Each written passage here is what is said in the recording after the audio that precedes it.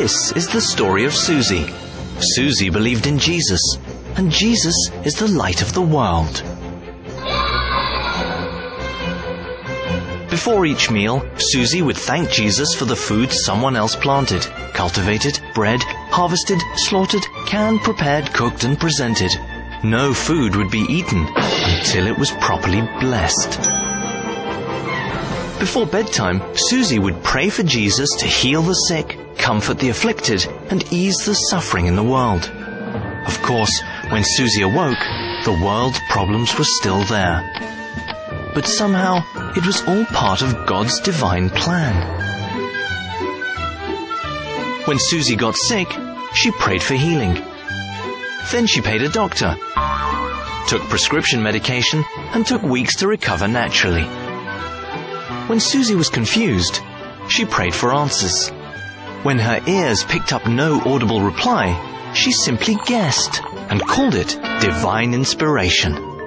When Suzie's mother was in a car accident, Suzie thanked God that Mum was only horribly injured and not killed immediately. Suzie then prayed to Jesus for healing, and then she paid thousands of dollars to trained medical personnel.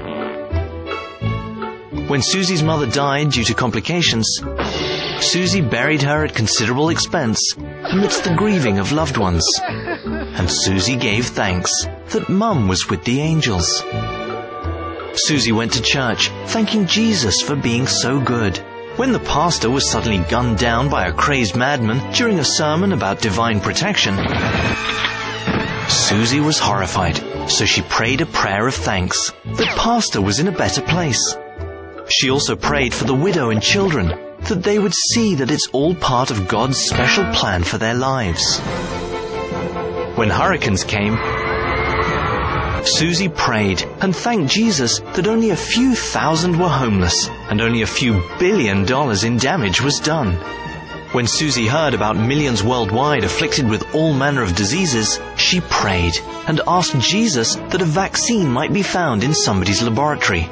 After all, it made sense that doctors should do the actual healing. God was busy making the world wonderful. When millions died from starvation and genocide, Suzie wore a special button that showed how much she cared. Suzie prayed fervently that Jesus would feed the hungry, comfort the sick, and uplift the downtrodden.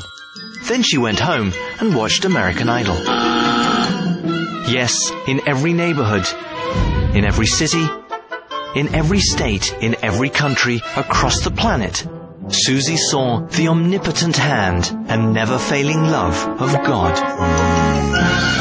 And once again, just before bedtime, Suzie closed her eyes and said her prayers, because she believed in Jesus, and Jesus is the light of the world.